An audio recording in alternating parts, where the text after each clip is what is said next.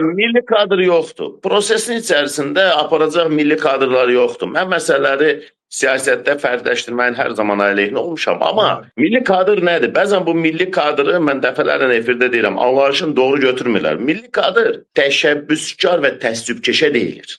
Millətinin təəssübünü çəkən, dövlətinin təəssübünü çəkən və təəssüb çəkdiyi anda təşəbbüs irəli sürə biləcək potensiala sahib şəxsə də milli kadr deyil. Azərbaycanda müxtəlif dövlət hökumətdə çalışan bizim, hətta deyək ki, bizim nəsil olsun, orta nəsil olsun məmurlar, hər hansı biri təşəbbüsdə buluna bilərlərmi? Mümkün deyil. Siz təsəvvür edin ki, başqa bir dərd. Ora gətirib təyin elədikləri kadrların çoxu bölgəni bilmirlər. Bölgəni bilmirlər. Faciədir bu. Adam gəlib işğal olunmuş bölgəyə, bu bölgəni ruslar 30 ildir işğalda saxlayıblar. Bizə nə cür baskılar ediblər. Adam işğal olmuş bölgəni dirçəldəcəyini danışanda rus dilində danışır. Bunun özünü düşünə bilməmək belə bir fəlakətdir.